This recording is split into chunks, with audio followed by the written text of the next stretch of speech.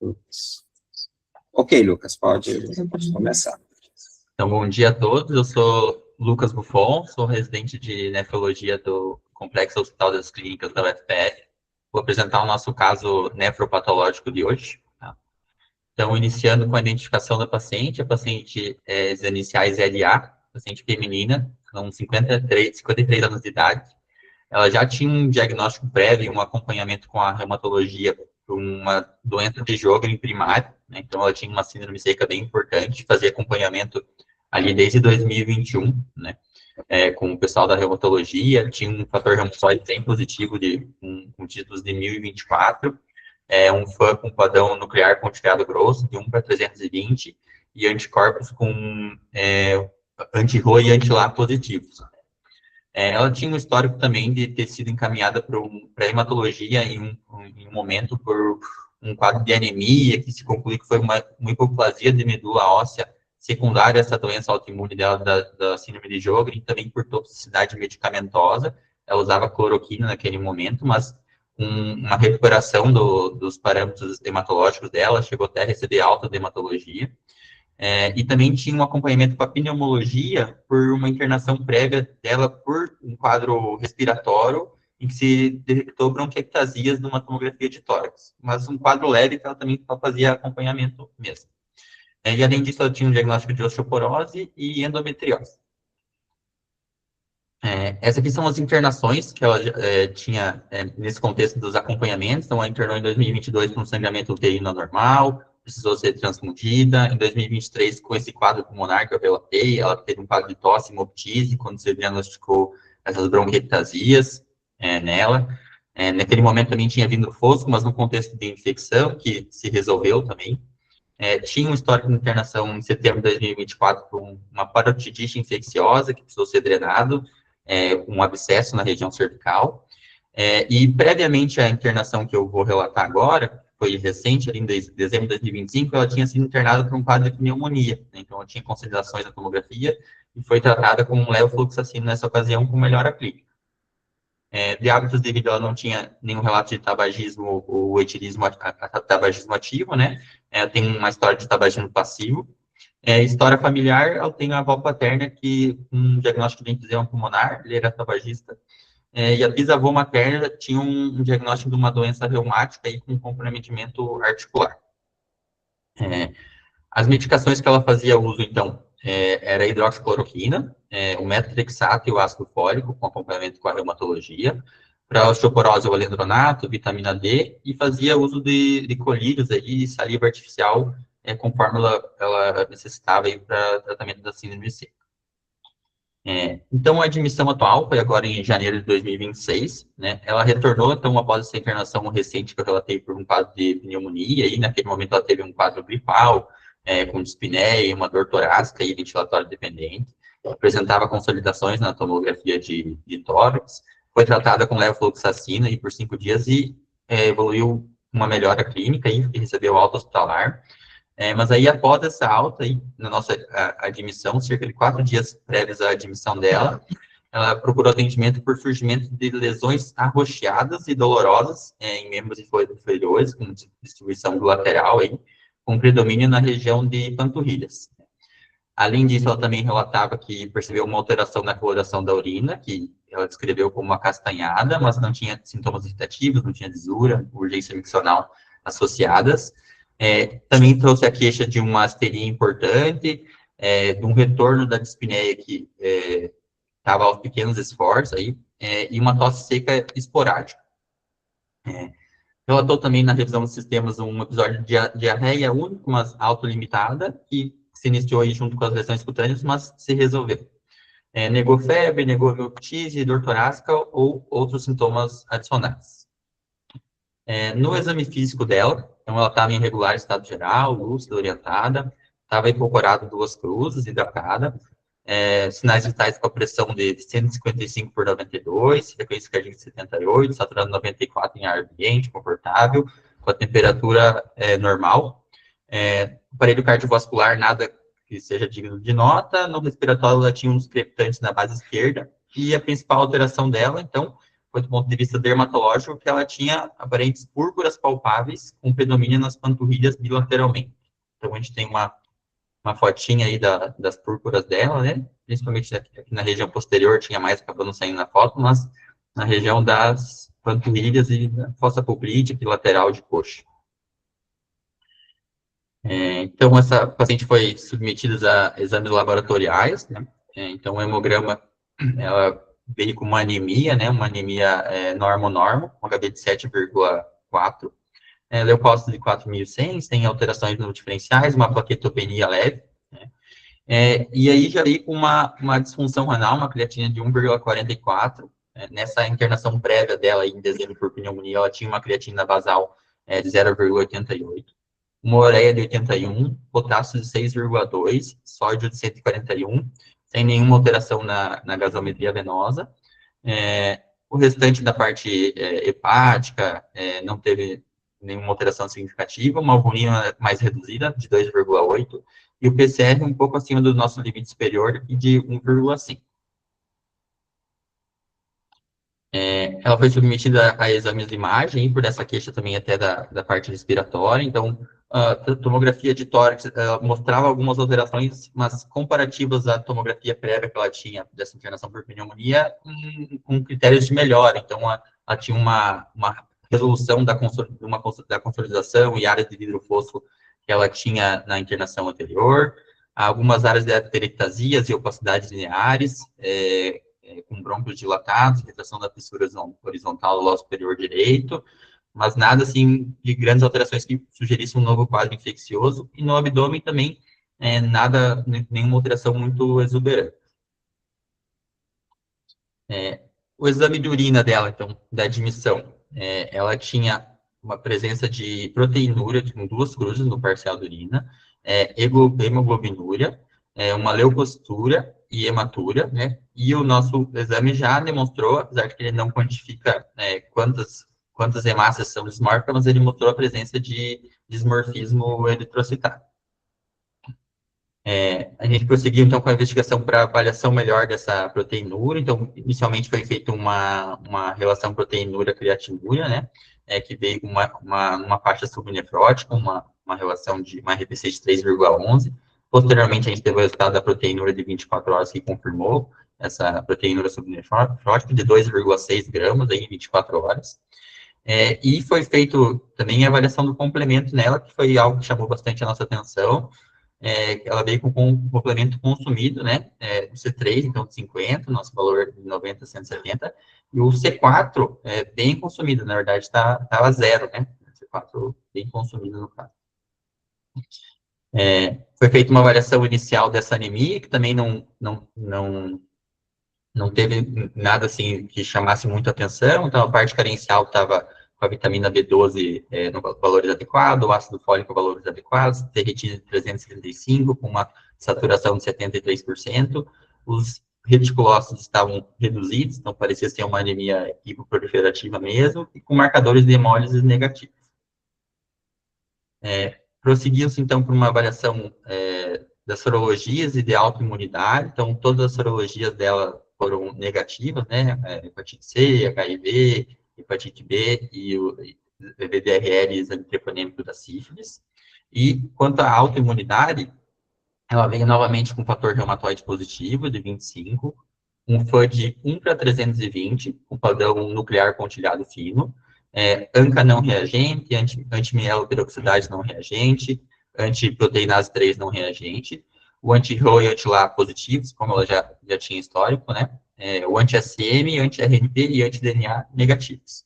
Também foi feita uma investigação de gamopatias monoclonais, com eletroforese proteínas séricas, que não demonstrou pico monoclonal, apenas uma hipergamaglobulinemia sem pico monoclonal, e a imunofixação sérica urinária também negativa.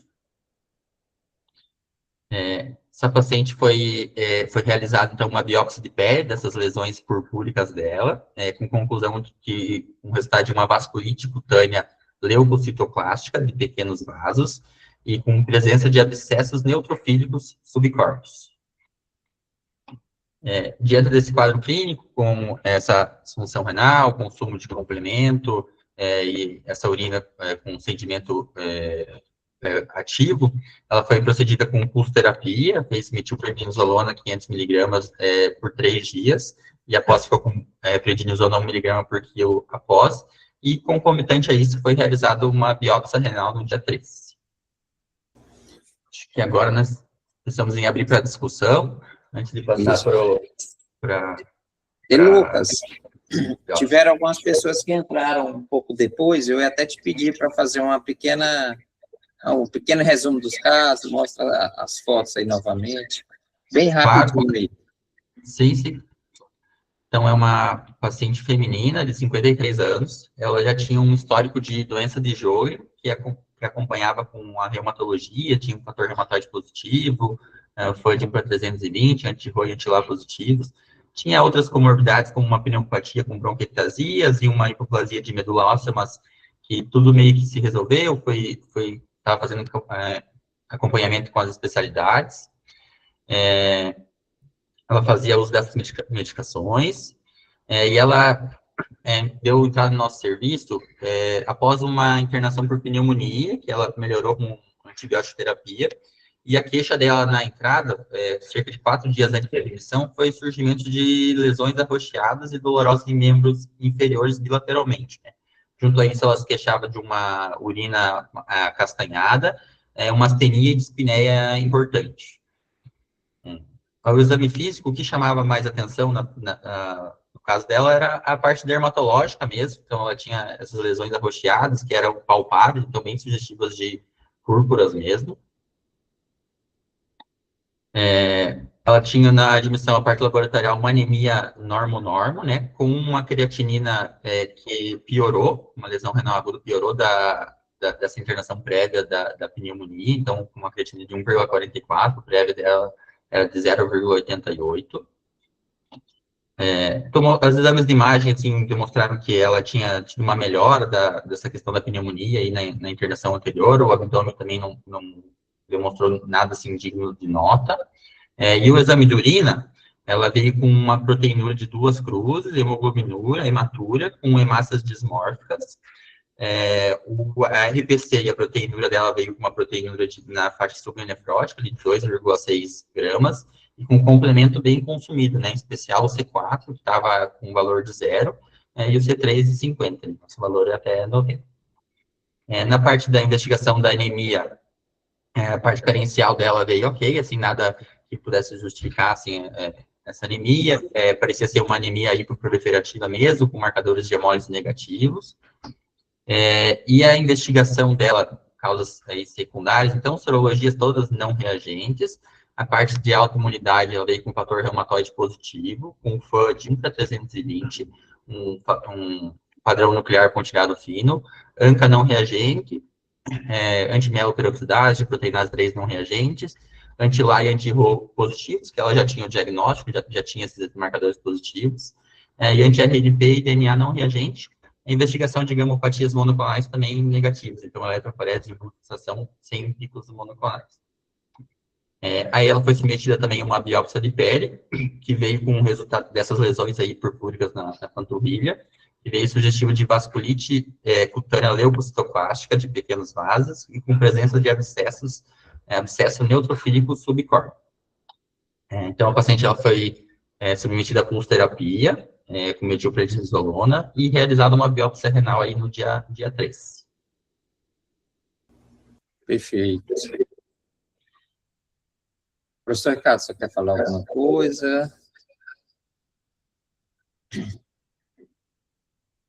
sei se Felipe, Alice, nosso grupo aí sempre.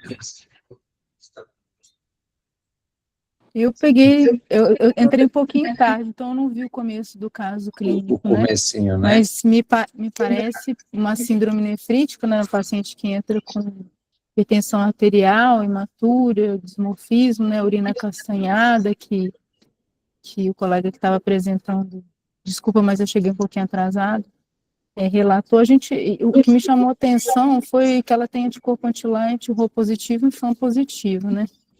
Esbarre no Sjögren. O Sjögren, ele pode ter manifestação cutânea de vasculite também, não é incomum. A biópsia renal não ajudou muito, a gente já sabia que ia vir vasculite leucocitoclástica, eu acho que se tivesse feito imunofluorescência ou imunistoquímica, talvez ajudaria mais a gente aí, né? Existem as vasculites ANCA negativos, assim, então talvez a biópsia renal ajude um pouco a gente a finalizar esse diagnóstico, né? No Sjögren é muito comum a associação com algumas glomerulopatias, né? A gente vê nefropatia por IgA, a glomerulonefrite crescêntica do Sjögren também, né? Que é comum. A gente tem bastante caso lá no CAN, né? Mas aí ficam entre essas 3 possibilidades, não dá para excluir também uma síndrome de sobreposição, da gente ter uma vasculite por IgA associada ao Sjögren, né, não induzida, mas aí concomitante, né, se a gente tivesse anticorpo anti-IgA deficiente de lactose, coisa que está surgindo aqui no Brasil, parece que o Fleury ia começar a fazer, talvez ajudasse também, porque pode ser uma sobreposição, né? Então, acho que ficaria com essas hipóteses aí mais importantes, né? Pensando num quadro de vasculite com complemento não consumido, né? Não tendo um ANCA positivo, é claro que não exclui, mas a gente pensa mais na vasculite por IgA associada ou uma vasculite mesmo secundária ao Sjögren, e aí poderia, eu não vi se ela tem alteração de creatinina, porque eu realmente peguei no finalzinho. Tem alteração de creatinina? Poderia ser uma glomerulonefrite crescente induzida pelo Sjögren, né? É isso. Gil, Pode falar, professor. eu tô com o rosto no celular e a voz em outro. Então, bom dia a todos, Ricardo, aqui de São Luís. Então, assim, a paciente que tem Sjögren de longa data, tem síndrome SICA, pelo que eu entendi, né? O anti-RO positivo, e o PAN padrão pontilhado grosso, que é o esperado, pontilhado fino, pontilhado, desculpa. Aí ela desenvolveu uma síndrome nefrítica com vasculite cutânea, por propalpável, e aí, como a doutora Alice falou, a biópsia de pele pouco ajuda, a não ser que tivesse feito imunofluorescência, para ver o mecanismo da lesão, porque biópsia de pele de vasculite, com exceção da alérgica, vai dar sempre vasculite leucocitoclástica, né? Então, aí no diagnóstico diferencial de síndrome nefrítica aguda, ficou hipertensa, ou ficou mais hipertensa, fez hematura, proteinúria não nefrótica, alterou a função renal. Com vasculite de pele, a gente faz o diagnóstico diferencial. Púrpura de Renox-Schlein, vasculite mediada por IgA, as vasculites ANCA mediadas, a CRIO e o lúpus, né? Então, como consumir o complemento, aí ficaria-se mais, assim, e o ANCA negativo, IgA, etc., a gente ficaria mais com a hipótese de CRIO ou lúpus, né? Então, faria mais nesse rumo, porque o Sjögren, assim, qual a manifestação renal mais comum do Sjögren? Nefrite intersticial, pode ter glomerulopatia, mas a nefrite intersticial, no caso aí de ter feito vasculite cutânea, seria com consumo de complemento, né? E se nefrítica aguda, ficaria a CRIO e o lúpus, que seriam as principais suspeitas, assim, a princípio, né? Imaginando que o Sjögren tem uma associação muito alta com doença linfoproliferativa, assim, a gente teve um caso até recente aí, assim, eu estava lendo outro dia, a chance é 30 vezes maior de quem tem Sjögren ter uma doença linfoproliferativa. Então, assim, por exemplo, ter feito uma CRIO para relacionada a uma proteína monoclonal, a despeito da imunofixação ser negativa, né?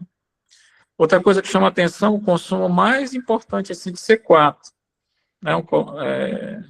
Aí, como consumir o C3 e C4, sugere assim, mais um componente da via clássica, né? Consumir os dois. Aí esperaria na biópsia renal um padrão de membrana proliferativa. O que causou é que nós vamos ver. Né? Não sei se eu fui no rumo aí. Então, seria mais um padrão de membrana proliferativa, aí consumo da via clássica, um crio, talvez, não sei, será que tem uma doença linfoproliferativa e formou e fez uma crio relacionada aí a alguma proteína monoclonal, de um clone atípico, uma coisa assim. Talvez nesse rumo aí. Alguma coisa glomerulonefrite por C4, mas eu não me lembro assim se dá vasculite cutânea, né? Então eu ficaria nessas hipóteses a princípio, mas a biópsia renal é fundamental aí para matar, né? O diagnóstico.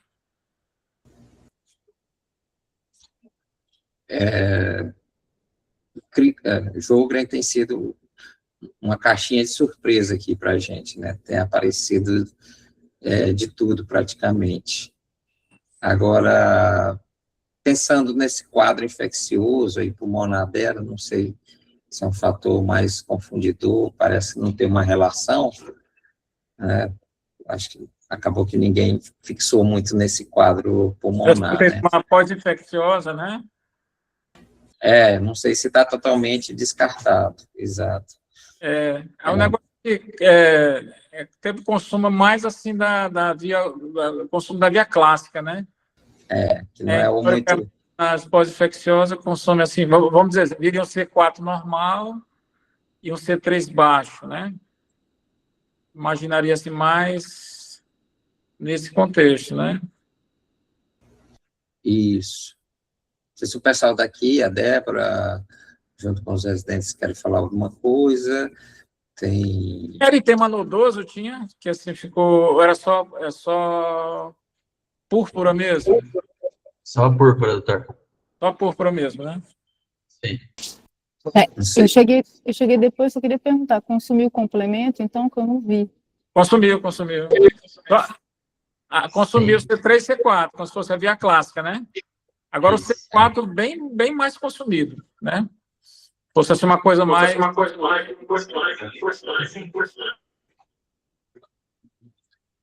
Estava com o C4 zerado.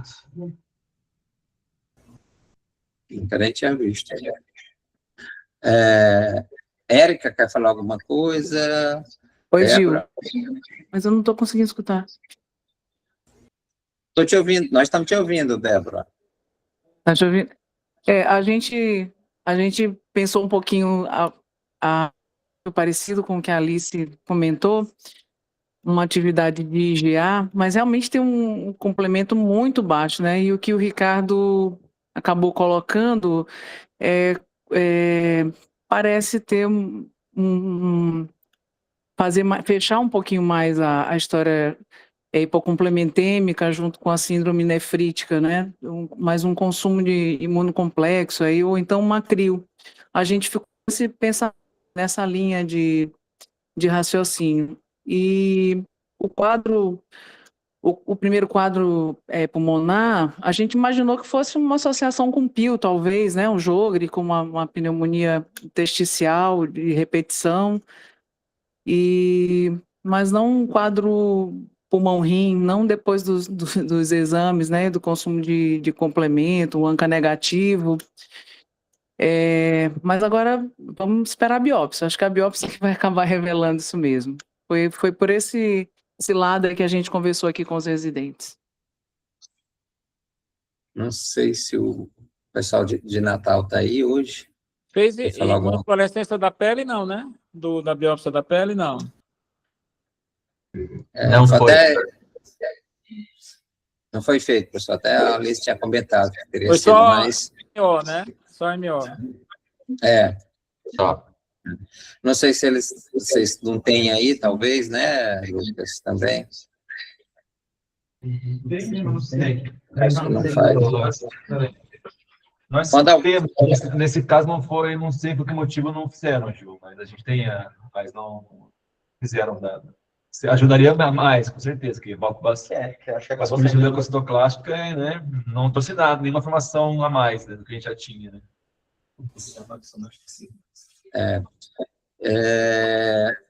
A gente tem um Hugo, quer falar alguma coisa também? O Hugo lá da EPSE de São Carlos, estou vendo ele aí.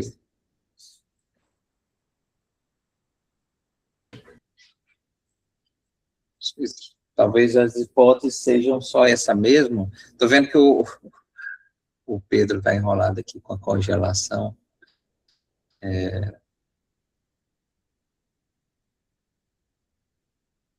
Érica tinha feito uma pergunta aqui. Está sem microfone. Tá certo. Pode falar as hipóteses que eu leio aqui, Hugo.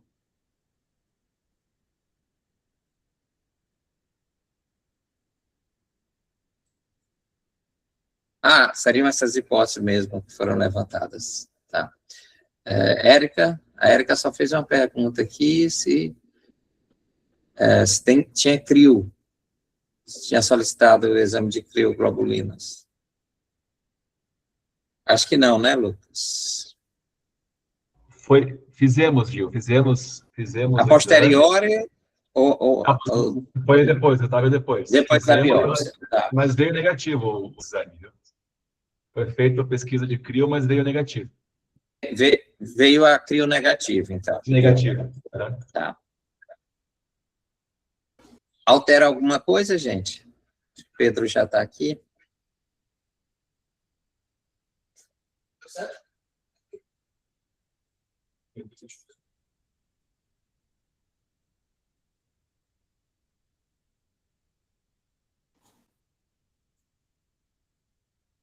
Gil, só uma observação, a gente teve uma paciente com um caso semelhante de Sjögren, que era uma crescente que tinha consumo de complemento também, C3, C4. A gente até investigou bastante lúpus, pedimos anticorpo antinucleossom também, que a gente não consegue, mas a Reumato consegue, né, para ver se são daqueles lúpus que às vezes tem até FAN negativo, anticorpo anti-DNA negativo, mas o antinucleossom veio positivo.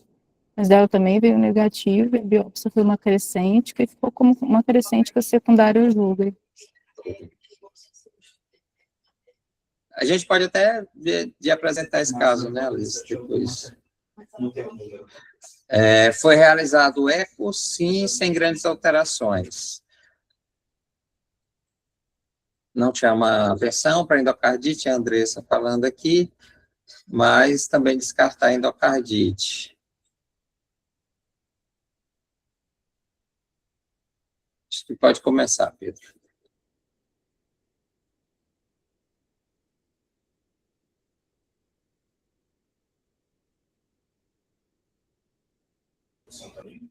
Não estamos ouvindo, né, pessoal?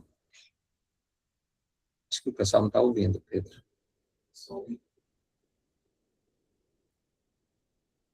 Agora, vocês estão ouvindo? Sim, agora sim. Agora sim, né? Então, meu nome é Pedro Manuel, sou patologista aqui do Hospital Universitário da UFBA, junto com o Dr. Gil. Nós vimos as biópsias renais. E agora eu vou apresentar os achados desse caso. Primeiramente, vou mostrar aqui a solicitação do exame.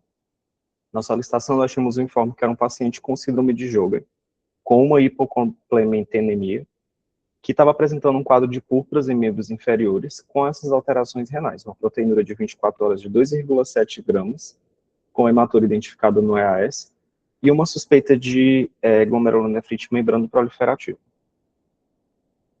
Vou começar o quadro falando sobre a apresentação, falando sobre a microscopia óptica, né, ou de luz comum. O material que nós recebemos dessa origem já vem preparado, as lâminas histológicas. Então, a gente recebe um bloco de parafina e 4 lâminas histológicas já coradas com HE, maçom, PAS e prata. E nessa amostra, nós tínhamos a representação de córtex, mas também de medula renal. Nessa amostra de córtex, nós tínhamos 7 glomérulos e uma artéria. E aqui eu vou mostrar para vocês uma imagem no menor aumento de como era esse parênquima nas lâminas que a gente recebeu, né? Essa coloração que nós temos aqui é um tricrômico de maçom.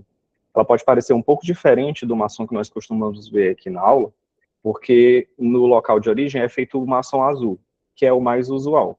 Aqui no LIM a gente usa o maçom verde, mas a base da interpretação é a mesma. Então aqui tem 3 áreas da biópsia, né? Algo sequenciais, você tem que tirar a foto sequencial para mostrar a extensão dessa representação do rim. E aqui nós temos uma área de córtex, sem glomérulos. Aqui, na outra imagem, já vemos alguns glomérulos aqui representados no meio desse córtex, e aqui do lado mais alguns glomérulos. quando a gente aprofunda, desce mais nessa biópsia, nós vemos mais córtex com alguns glomérulos, e ao final da amostra, que era um fragmento filiforme, né, nós temos mais medula renal. Essas duas imagens aqui são áreas de medula renal. Quando a gente aproxima nesse glomérulo, nós vemos algumas alterações, e essas alterações estão representadas, estão dispostas de forma difusa. Todos os glomérulos apresentavam ela. Qual é essa alteração que nós vemos aqui?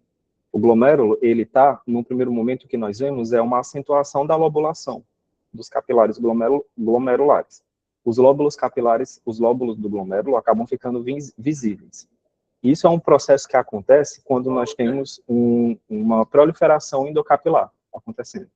Os lumes capilares são preenchidos por células ou por outros materiais, e aí acabam adquirindo essa conformação, que deixam eles mais separados e mais delimitados.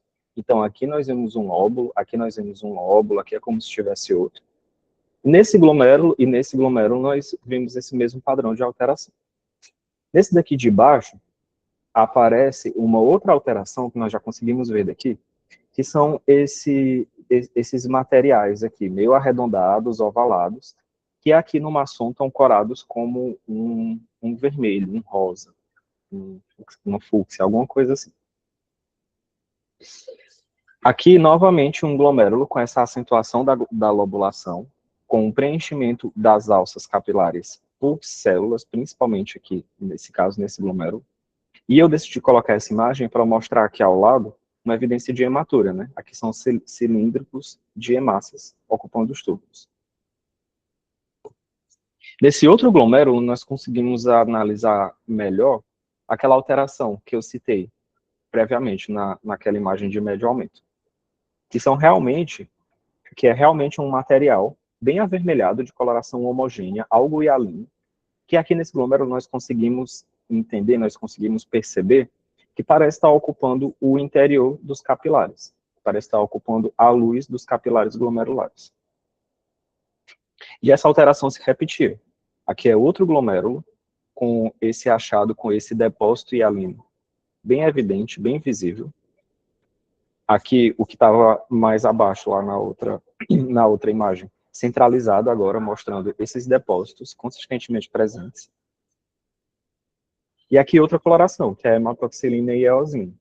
Aqui nós conseguimos ver novamente esse material que parece ser, aqui a gente consegue ver novamente que ele parece estar dentro do lumen vascular.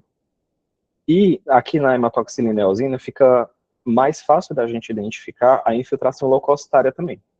Aqui nós temos uma sequência de 3 polimorfonucleares, como se fosse um em cima do outro, que são células de inflamação, né? Novamente, no HE, nós conseguimos ver, okay, nessa alça glomerular, nós conseguimos ver uma proliferação endocapilar bem evidente, o lumen capilar preenchido por células e por células inflamatórias também.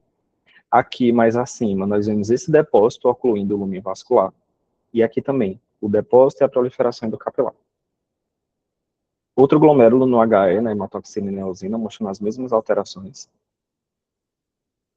E aqui é o aspecto da prata, da coloração de prata, que veio já preparada também.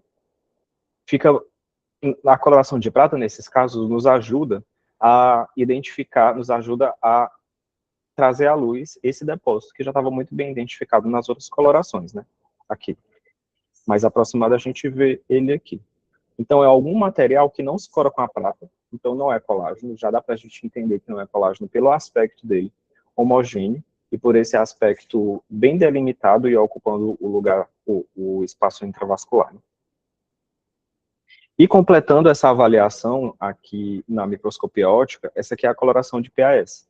O PAS, às vezes, pode parecer com o HE, porque o esquema de cor deles é parecido. Mas o PAS tem uma função de realçar, nesse tom rosa-pink, alguns compostos, basicamente compostos que têm...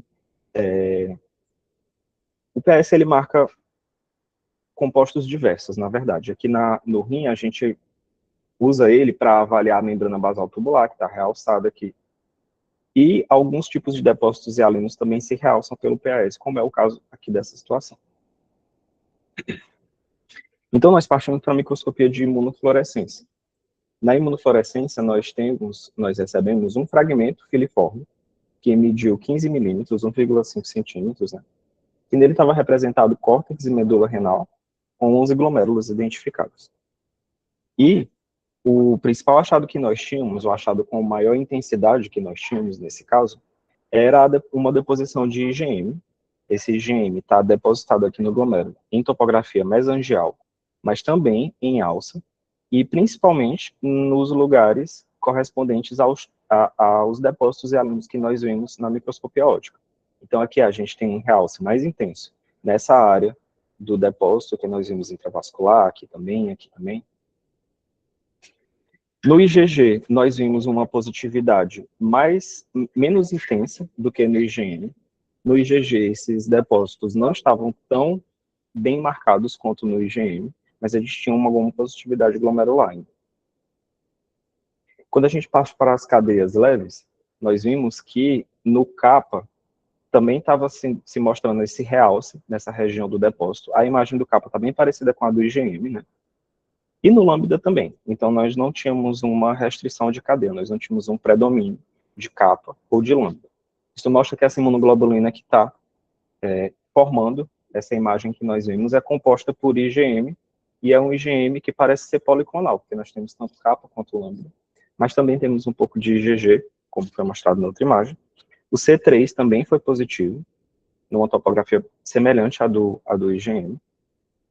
E o C1q também veio positivo nesse caso, numa positividade um pouco mais fraca também. Eu acabei não tirando foto do C1q na época que nós vimos o caso. Então, a conclusão para esse caso foi que essa amostra se tratava de um glomerulonefrite membrano-proliferativo, pelo padrão de proliferação endocapilar e realce da lobulação que nós vimos na microscopia óptica, com um padrão Fullhouse na imunofluorescência, e esses depósitos hialinos, que como estavam dentro de vasos, nós chamamos eles de pseudotrombos hialinos. Com uma nota, a gente discutiu que esses achados morfológicos são bem sugestivos de uma glomerulonefrite crioglobulinêmica. Nesse caso, mista porque nós não tivemos restrição de cadeia, né? É uma imunoglobulina policlonal que estava mostrando esses depósitos. E esse achado é relacionado à síndrome de Sjögren. Então, esses foram os achados da biópsia. E agora eu vou fazer um pequeno resumo sobre o nosso pensamento diagnóstico em cima desse caso, né? E aí, a doença renal na síndrome de Sjögren, o acometimento renal mais frequente, mais comum que nós temos é o túbulo intersticial. Nem sempre esse acometimento túbulo intersticial chega a uma nefrite túbulo intersticial mesmo. Muitas vezes o paciente desenvolve uma tubulopatia, sem ter a necessidade de fazer uma biópsia para se constatar a nefrite, ou sem desenvolver os achados da nefrite túbulo intersticial. E aí eu vou mostrar aqui quais são esses achados, né? A nefrite túbulo intersticial é um processo onde nós temos uma agressão inflamatória ao compartimento túbulo intersticial, que é visualizada através de uma inflamação linfoplasmacítica no parênquima renal, no interstício, né? Com graus variados de tubulite, graus variados de FIAT também, de fibrose intersticial e atrofia tubular, e de alteração degenerativa tubular. Então, essa apresentação da NTI se corresponde um pouco até com a apresentação do Sjögren nos outros lugares onde eles, né, como por exemplo na glândula salivar, como nós fazemos diagnosticar Sjögren. Certo. Quando nós fazemos a biópsia da glândula salivar para diagnosticar Sjögren, o achado que nós esperamos encontrar é essa inflamação linfoplasmacítica. No entanto, o Sjögren não acomete só o túbulo interstício. De forma menos comum, menos frequente, nós temos também acometimento glomerular pelo Sjögren, que costuma, na maior parte das vezes, se apresentar como uma glomerulonefrite proliferativa com imunocomplexos. E muitas vezes essa glomerulonefrite proliferativa se apresenta com o padrão de crioglobulinemia do tipo 2, que é um dos tipos misto que nós temos, né, onde não se tem uma imunoglobulina monoclonal. Aqui são duas imagens de referência mostrando esses padrões. Aqui nós temos um padrão mais proliferativo, sem a presença de achados sugestivos de crio, né, que é aqui a proliferação endocapilar, um esboço de duplicação da membrana aqui. E aqui do outro lado nós temos um quadro de crio, bem semelhante ao do nosso caso, né, com os pseudotrombos hialinos ocluindo aqui os capilares. E aí eu decidi falar um pouco também sobre crioglobulinemia, fazer uma pequena revisão e traçar alguns conceitos atuais que nós temos sobre a crio. A crioglobulinemia, como a gente sabe, as crioglobulinas são proteínas, são imunoglobulinas, que têm uma capacidade de se precipitar quando resfriadas a menos de 4 graus Celsius. E nós classificamos a crioglobulinemia de acordo com a imunoglobulina que está formando esse depósito, está formando esse precipitado. Então, nós temos 3 tipos, a tipo 1, tipo 2 e tipo 3. A tipo 1 é a crioglobulinemia de origem monoclonal. Então, você vai ter um tipo específico de imunoglobulina formando lá, formando o depósito, que pode ser uma IgG, uma IgM ou uma IgA com restrição de cadeia leve. Então, você veria só o kappa ou só o lambda marcando, se fosse o caso de fazer uma imunofluorescência desse tecido. Enquanto que as tipo 2 e 3 são mistas. Na tipo 2, nós temos uma IgG policlonal com uma IgM monoclonal que possui uma atividade de fator reumatoide. E a tipo 3, você vai ter uma IgG e uma IgM policlonal.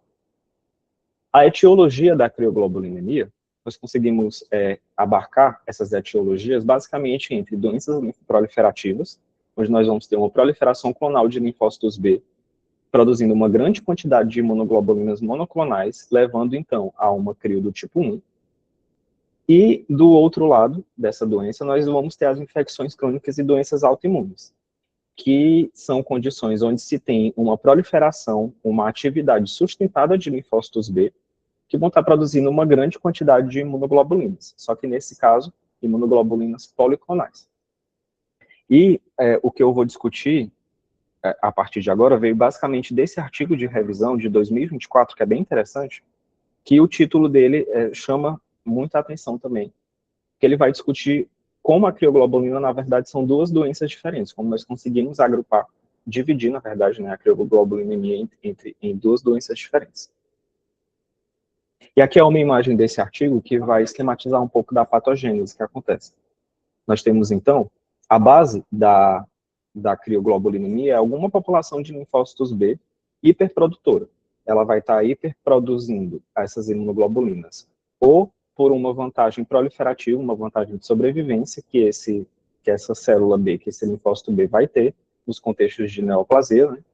Ou por situações de infecção, de hiperinflamação ou de autoimunidade. E aqui a gente consegue ver a distinção entre o efeito patogênico desse aumento de imunoglobulinas. Na crioglobulinemia tipo 1, nós vamos ter uma superprodução de imunoglobulina monoclonal, IgM ou IgG, e o efeito sistêmico que essa quantidade de imunoglobulinas vai ter é um efeito puramente de hemostasia. Nós vamos ter, nesses casos, muito mais um acometimento sistêmico causado por uma hiperviscosidade do sangue, com formação de trombos em arteríolas e artérias de pequeno e médio calibre. Enquanto que nas crioglobulinemias mistas, você não vai ter somente esse processo mecânico de formação de trombos. Essas imunoglobulinas policlonais, o IgM com fator reumatoide, têm uma capacidade de ativar o complemento. Então, além da presença física dessa grande quantidade de imunoglobulinas agrupadas, nós vamos ter também a ativação do sistema complemento e a ativação do sistema imune, onde essas imunoglobulinas se depositarem. Então, nas crioglobulinemias do tipo 2, nós vamos ter quadros inflamatórios. Então, nessas crioglobulinemias do tipo 2 e 3, né? Nas crioglobulinemias mistas, nós vamos ter, além de fenômenos trombóticos, nós vamos ter também achados de vasculite de pequenos vasos, numa frequência maior do que nos casos de crioglobulinemia do tipo 1, que são as monoclonais. Então, aqui, para resumir, nós temos que na tipo 1, você vai ter um aumento da viscosidade do sangue, um contexto de hiperviscosidade, levando a uma doença da hemostasia, a formação de trombos em vasos de pequeno e médio calibre. Em algumas situações, você vai poder ter algum sinal de vasculite, para confundir um pouco esse caso, mas o que predomina é a questão trombótica. Enquanto que nas crios do tipo 2 e 3, você vai ter um quadro mais de vasculite de pequenos vasos por essa deposição de imunocomplexos, né? Então, aqui, esses sintomas de hiperviscosidade, nós vamos esperar ver somente na tipo 1, somente nas que são de causa linfoproliferativa imune. E aqui esses sintomas de hiperviscosidade pode vir desde visão turva até ataxia e acidente vascular encefálico. As outras manifestações, nós já vamos poder encontrar elas nos dois tipos, tanto na tipo mista quanto na tipo 1, que é a não mista, numa frequência que é um pouco diferente. Dos sistemas relatados aqui nesse artigo, o que mais difere entre os acometimentos, né, entre a CRIO mista e a CRIO tipo 1, é aqui no sistema nervoso periférico, onde nós vamos ter uma frequência maior de acometimento do sistema nervoso periférico nas CRIOs do tipo mista. Mas, contextualizando com o caso, o achado de alterações cutâneas são vistos de uma forma, numa frequência mais semelhante, né, entre a tipo 1 e a mista. E aqui estão as referências que eu utilizei e uma imagem que eu achei bem representativa desse artigo também, mostrando aqui o acometimento sistêmico na pele, né, da vasculite de pequenos vasos, o achado laboratorial do precipitado de proteínas aqui no tubo, e aqui o achado histológico de uma crioglobulinemia no rim, e também aqui é uma biópsia de nervo, onde nós temos um processo de inflamação ao redor de vasos e de nervo nessa biópsia. Muito bem, Pedro. Só fazer um esclarecimento aqui para os clínicos, né? Quando a gente vê uma membrana proliferativa com bastante trombo, assim, a gente sugere, muito sugestivo tinha muita duplicação aí, então era uma membrana proliferativa mesmo, uma duplicação na prata e no PAS, e a gente viu bastante trombo, a hipótese era essa, a gente compatibilizou, mas claro, a gente acabou, nesse caso, a gente acabou não fazendo a eletrônica, tá? Outra coisa que a gente pode usar aí, nesses casos, é a imunistoquímica e fazer o CD68. Se você quiser ir botando a tua apresentação, Lucas, já para adiantar, o CD68, né, quando você tem uma membrana proliferativa com muita infiltração de células CD68, que é um marcador de macrófago, é também indicativo da gente estar possivelmente diante de uma CRIO. Isso porque muitos casos, né, eu lendo alguns casos, inclusive da Alice, que quase não tinham esses depósitos, né, então, nem todos os casos vêm tão floridos assim, tá? Acho que o Lucas vai botar a apresentação aí, da evolução e da... E Gil? Diga, professor. Assim, quando tem esse depósito hialino, vamos dizer, intraluminal, é um trombo, né? Então, no caso, esse seria um trombo vamos dizer assim, seria uma IgM anti-IgG. Quando eu tenho trombo de fibrina, como é que eu mato aí a diferença na ótica? Tem outra situação, né, professor, até mais parecida com essa, duas, que são até três, que vocês podem ter, a gente pode ter trombo muito semelhante, né, e às vezes você fica procurando esses detalhes de PAS para diferenciar, por exemplo, que é o hyaline trombo, que é aquele depósito do aire loop, do lupus, que quando ele está maciço, ele cai no lúmen, né? Mas tem uma diferença no PAS, também a presença do aire loop, ele concomitante, porque isolado ali é mais difícil.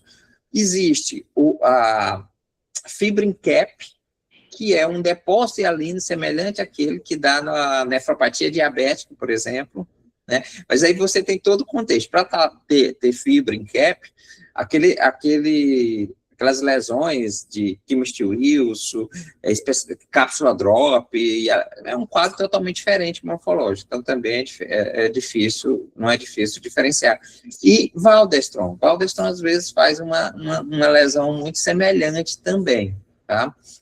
E a fibrina em si, o aspecto dela não é tão hialino, ela é mais fibrilar mesmo, entendeu? E mais borrado, né? Ela cora no PAS, um pouco né? mais borrado. Cora no PAS, né? Cora no PAS. Não cora na prata. Porque não tem Isso, colágeno tipo 4, né? Isso, Sim. exatamente. E, professor, aí você vai ver também pelas alterações isquêmicas glomerulares, que às vezes pode dar um aspecto meio membrano proliferativo, lá numa microangiopatia trombótica, né? Mas você conhece que é um glomérulo meio plégico, né? Como eles chamam, meio sem vida, né? Então, acaba você usando o contexto também Sim. das lesões ali para diferenciar os diferentes tipos de trombos, né? Além dos aspectos gerais histológicos. E no caso aí tinha um fator reumatóide que estava gritando aí no caso, né? Sempre positivo. E aí os meninos lá devem ter feito um anti-CCP, né? Negativo. Né? Que a CRIO, no caso, aqui, aí seria uma CRIO mista poli-poli, né? IgG poli e IgM poli, né? Que é o fator reumatoide, basicamente, né? E o fator reumatoide do caso é sempre positivo, desde o começo, né? Sempre positivo. Era isso, sempre positivo, né, Lucas?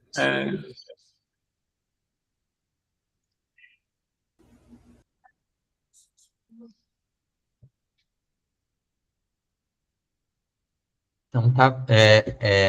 Então, continuando só uma segunda parte da apresentação para dar o desfecho do caso, né? Deu um problema. Então, a paciente, como foi relatado ali, ela recebeu pulsoterapia com metilprednisolona, evoluiu bem clinicamente, recebeu alta com prednisona 1 mg por quilo, e alinhado com a reumatologia, né, foi mantido o tratamento da síndrome de Sjögren para ela, que é a hidroxicloroquina com metrixato, né, e a alta estelar dela foi com um planejamento de iniciar rituximab, né, após ela entrar com o processo, de acordo com o resultado da nossa biópsia, né, a creatina da alta dela acabou ficando parecida com a da entrada, com uma creatina de 1,46, aí essa paciente ela acabou retornando para o nosso serviço cerca de um mês aí após a alta hospitalar, porque ela voltou a ter uma recidiva das lesões purpúricas, que elas tinham melhorado de aspecto após o corticoide, e com uma piora da função renal, então a creatina dela na alta ali era 1,4, ela foi readmitida com uma creatina de 2,0, um complemento não tão consumido, mas ele ainda estava consumido. Então foi optado por realizar um novo curso de metilprednisolona para ela. Ela acabou dando retorno para nós que ela não teve liberação, né, do rituximab, então ela não conseguiu fazer a medicação, e acabou tendo uma complicação infecciosa por infecção de corrente sanguínea por um germe mais difícil da gente ver, esse ácido borax, o Waltersi.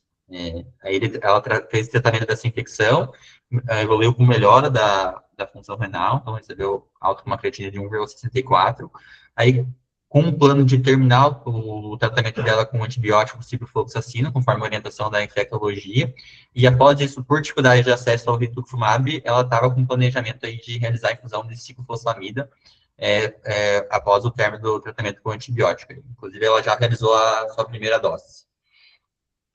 Bom, então a nossa conclusão aí, como o Dr. Pedro já falou, né, foi uma vasculite crioglobulinêmica secundária à doença de Sjögren, né. Eu preparei também uma revisãozinha aqui dessa doença. Eu vou acabar pulando umas partes porque o Dr. Pedro já abordou vários aspectos, né, mas como o doutor falou, as crioglobulinas são imunoglobulinas isolados ou associados a componentes do complemento, e ela tem uma característica de se precipitar quando expostas a temperaturas abaixo de 37 graus, né? A crioglobulina linemia em si não é uma doença, né? Então ela está presente em várias pessoas de forma sintomática, mas quando ela dá sintomas, que são casos mais raros, ela pode gerar a doença que é a vasculite crioglobulinêmica, né? Tem uma incidência rara aí de cerca de um caso para cada 100 mil pessoas, mas acredito que ela seja subdiagnosticada, porque ela tem uma variabilidade clínica bem grande, tem dificuldades técnicas para sua detecção, né, em especial para dosar a crioglobulina séria, né. Essa parte o doutor já explicou muito bem, né, a classificação de Bruet, as suas causas, né, então, principalmente relacionadas a doenças autoimunes, condições hematológicas, aí, no caso da tipo 1, e doenças virais crônicas, né, em especial o vírus da hepatite C, que é a sua principal associação, mas também outras infecções menos comuns podem estar associadas com essa doença. A parte da fisiopatologia que a gente poderia calcular também, né, que o doutor já já abordou muito bem. As manifestações clínicas, então, a questão tem uma artrite chamada de tríade de Meltzer, que é classicamente, mas acontece só em 30% dos casos, que seria a púrpura palpável, artralgia, e esse acometimento articular principalmente de forma não erosiva, então não tem deformidade aí na articulação, e um sintoma que é a fraqueza, a astenia específica por causa do quadro inflamatório muito intenso que esses pacientes apresentam, né?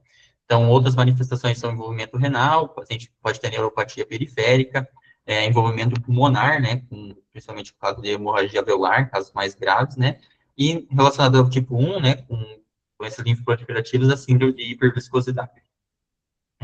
Acometimento renal, acredito que o doutor já abordou bem também, né, dá pra gente pular.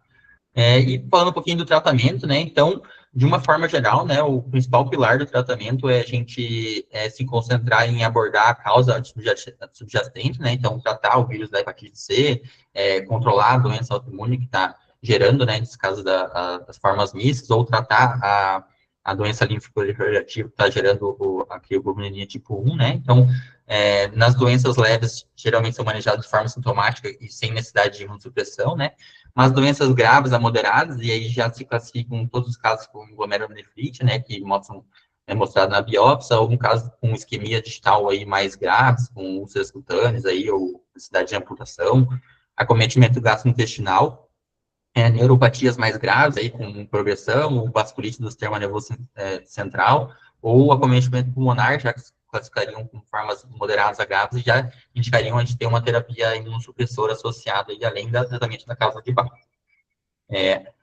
A terapia imunossupressora, de uma forma geral, ela é iniciada quando indicada, né, primeiro, antes do tratamento da doença de base, com exceções quando é associado ao HIV ou ao vírus da hepatite B, que normalmente se inicia ao mesmo tempo, ou até o tratamento da causa antes da imunossupressão. E aí, como terapia de escolha, né, hoje em dia os estudos já mostram que a associação do corticoide, né, da corticoterapia, junto com o rituximab, tem uma melhora das taxas de remissões e reduz a necessidade de corticoterapia a longo prazo, né. Então, nos casos que tem uma doença mais grave, a gente pode fazer a fluoterapia, como metilprednisolona, como foi feito no caso, posteriormente com prednisona via oral. Em doenças menos graves, a gente pode só partir para a prednisona 1 mg por quilo por dia, e com um desmame gradual ao longo de cerca de 6 semanas, né. E o rituximab também, já em associação, né, se faria 1 grama por dia no D0 e 1 grama no D14. Mais ou menos parecido com o esquema que se faz para a artrite reumatoide.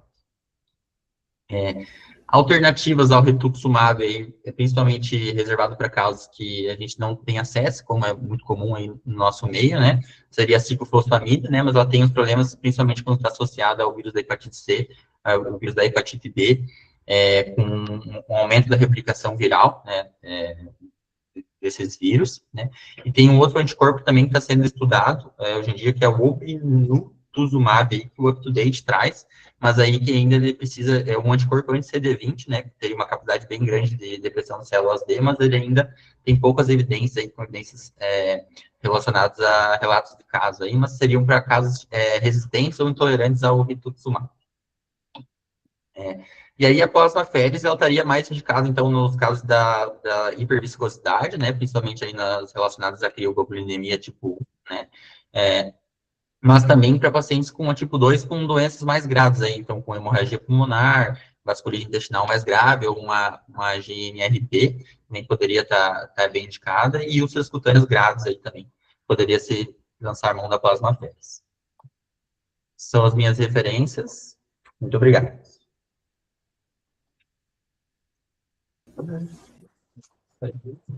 Bom, algum comentário aí? Professor?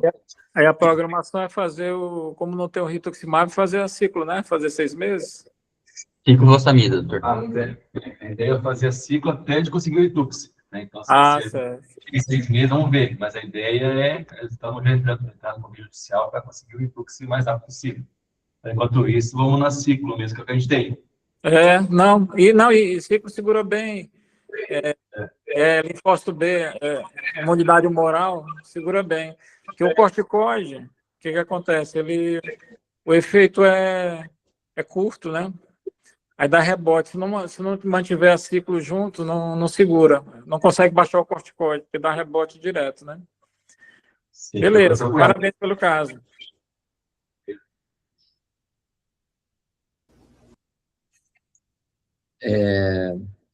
Alguém mais? Alice, Hugo? Não, só comenta que nem você falou, né, o Gil, que jogo é uma caixinha de surpresas. Já teve proliferativa mesangial, já teve crescêntica, né?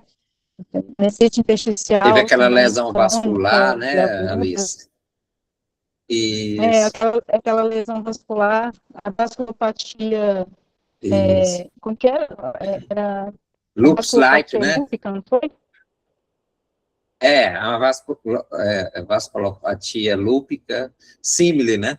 Lupus-like, que foi associada a um caso bem parecido que tinha consumo de complemento.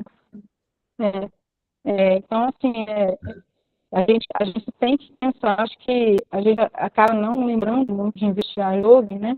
É importante a gente fazer essa complementação, coletar coisa para luz, para SAF, acaba esquecendo um pouco o yoga. É claro que a gente tem uma médica da Reumato, que é especialista, uma das maiores especialistas do Brasil aqui em yoga, aqui no CAN, acaba que a gente tem um viés aí de investigação, porque a gente vê que acaba sendo bastante comum, né?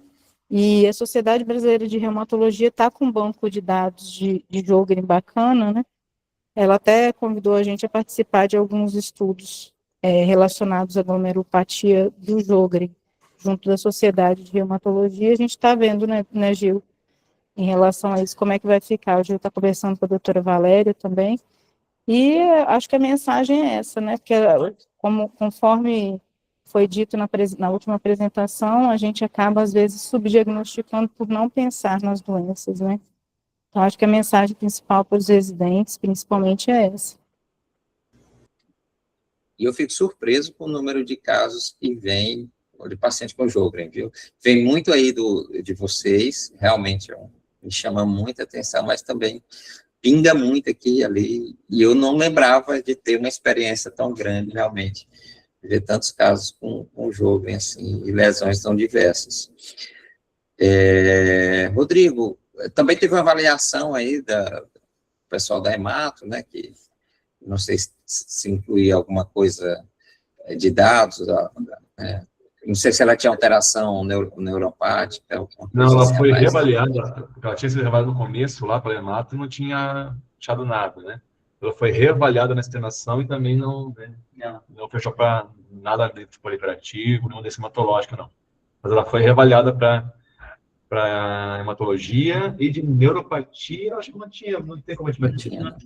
Não tinha. Essa fazenda não, nós temos uma outra com CRIO que estava mexendo neuropatia, mas essa não. E é bem frequente, né? Bem frequente a gente ter uma alteração neuropática, e essa não tem. Essa ainda não manifestou ainda. Eu queria chamar a atenção também dos residentes, principalmente, porque eu tive uma paciente, acabou que não foi do Gil, a biópsia, né? Que até a gente acabou, a doutora Maria Carla que fez essa avaliação, na época o Gil não estava recebendo, e a paciente não tinha nada no sedimento urinário, nada. Não tinha leucocitúria, não tinha proteinúria,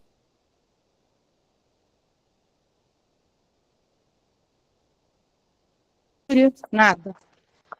E alteração de função renal, uma creatinina assim, subiu 2.0 em um ano, não preocupou o reumato. Ele mandou para o nefrologista, mas falou com o paciente que aparentemente não tinha nenhum problema mais grave, assim, poderia ser um anti-inflamatório, que ela usou, alguma coisa assim. E quando ela chegou para o nefrologista, ela já estava com 3,6 de creatinina. Né? Eles mandaram para a gente, porque ela foi no médico particular, e eu biopsiei, né? Até muito a contragosto. O pessoal achou que já era crônico, que ela tinha mais ou menos 1 ano e meio de evolução de alteração de creatinina. Ela estava com clearance em torno de 20.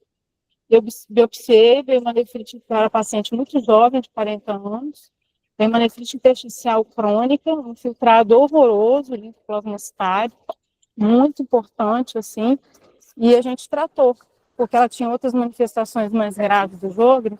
A gente chegou a fazer uma dose pequena de corticoide e azotioprina, foi uma decisão em conjunto com a reumato. Hoje a paciente está com 35 ml minuto de filtração, recuperou função, né? Não está precisando, não precisou ir para diálise, e depois ela chegou até ter um clearance em torno de 17. Eu acho que às vezes também nesses casos de não ter alteração de sedimento urinário, em suspeita de Sjögren ou confirmação, alteração de função renal, lembrar de biopsiar o paciente, porque muda muito o prognóstico da paciente. Essa paciente está comigo já há 6 anos, não tendo clearance bom, só vem melhorando assim, a função renal dela, né? Ela vem subindo gradativamente a cada ano, vem melhorando, dando uma perspectiva assim, boa para ela em relação à qualidade de vida. Tem uma doença renal crônica, tem acompanhamento, mas lembrar também que às vezes a gente biopsiar, pensando em nefrite tubo-intersticial, e tratar também, a gente começou com dose muito baixa, né? Tanto de asa, quanto a gente começou com 100 de asa e 0,5 miligrama por quilo de prednisona.